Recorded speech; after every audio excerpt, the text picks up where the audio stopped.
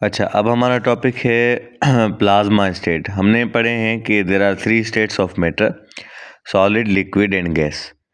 तो फिर हमें विलियम क्रूक्स कहते हैं no, you are wrong, there are 4 states of matter, solid, liquid, gas and plasma state.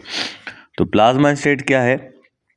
इसका फर्स्ट गैस हुआ था 1816 में। एक यंग साइंटिस्ट थे माइकल फराडे। तो उन्होंने पहले ये सोचा था कि फोर्थ स्टेट ऑफ मैटर होगा एक, जो कि इवन हॉटर देन गैस होगा, किसी भी गैस से सबसे ज़्यादा वो हॉट होगा, तो वो फोर्थ स्टेट ऑफ मैटर होगा। तो इस 1816 की बात है। उसके बाद जो है 1879 में विलियम क्रूक्स ने एक स्टेटमेंट दी कि अगर हम किसी भी गैस को कोई एनर्जी दें तो वो फोर्थ स्टेट ऑफ मैटर बन जाएगा, जिसको हम प्लाज्मा कहते हैं। ठीक है, लेबोरेटरी में वो गया और उसने जो है वो एक गैस से एक इलेक्ट्रिसिटी को पास किया। एक ट्यूब ली, ट्यूब के अंदर गैस ऑलरेडी थी, तो वहाँ से इलेक्ट्रिसिटी को पास किया और उसको रेडिएंट मैटर का नाम दिया। ठीक है, डायरेक्ट प्लाज्मा का नाम नहीं दिया, रेडिएंट मैटर का नाम दिया। फिर 1928 में एर्विंग लैंगम्यूर जो थे वो भी यही चीज़ पढ़ रहे थे। तो उन्होंने देखा कि कुछ पार्टिकल्स हैं, जैसे कि आपकी ब्लड है उसके अंदर भी प्लाज्मा के सेल्स होते हैं ना, तो इन्होंने उसको नाम दे दिया प्लाज्मा। ठीक है, तो प्लाज्मा नाम आया 1928 में, लैंगम्यूर ने उसको नाम दिया। ठीक है, it carried particles much like blood plasma carry cells. सही है, जैसे कि ब्लड प्लाज्मा जो है वो सेल्स लेके जाती है, तो इसी तरीके से उन्होंने कहा कि ये जो एनर्जी पास हो रही है इसमें पार्टिकल्स हैं, तो इसका नाम दिया उन्होंने प्लाज्मा। ये इसकी हिस्ट्री हो गई। अब मैं इसको आपको डिफाइन कर देता हूँ कि प्लाज्मा होता क्या है।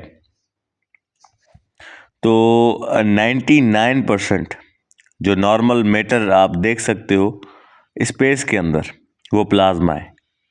स्पेस के अंदर 99% आपको जो नज़र आएगा वो प्लाज्मा नज़र आएगा। जो हमारा सन है, जो हमारे स्टार्स हैं, या जाइंट बॉल्स ऑफ प्लाज्मा आपको नज़र आएंगे।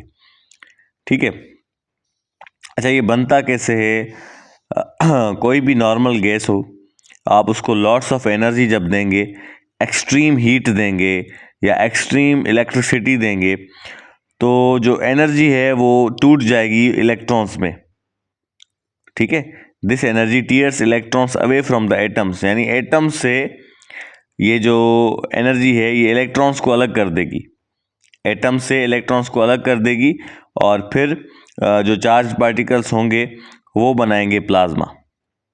दोबारा समझें कि कोई भी नॉर्मल गैस है, आप उसको एक्सट्रीम लेवल की हीट या एक्सट्रीम लेवल की इलेक्ट्रिसिटी देंगे, तो ये जो एनर्जी होगी ये एटम से उनके इलेक्ट्रॉन्स को अलग कर देगी।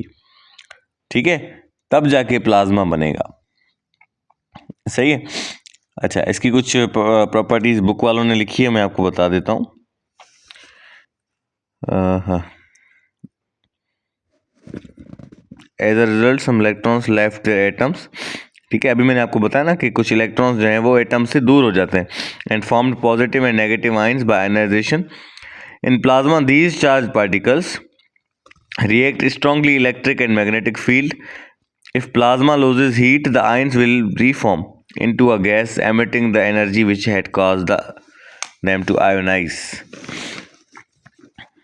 It means that plasma is a distinct state of matter containing a significant number of electrically charged particles. यानी प्लाज्मा में आपको क्या मिलेगा? आपको चार्ज पार्टिकल्स मिलेंगे which affect its electrical properties and behavior.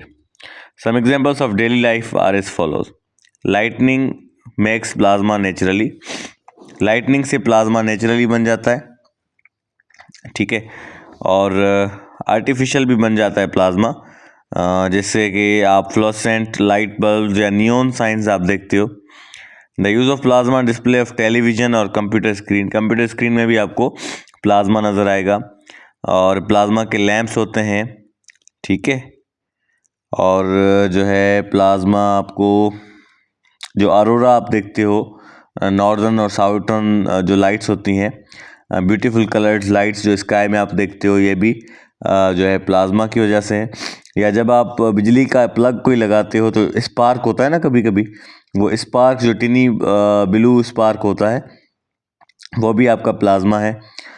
Welding होती है, जब आप वेल्डिंग देखते हो लोहे की चीज़ को जब आग लगा रहे होते हैं, वेल्डिंग हो रही होती है, तब भी प्लाज्मा की लाइट वहाँ पे हो रही होती है, हॉट ब्लू लाइट होती है वो, ठीक है।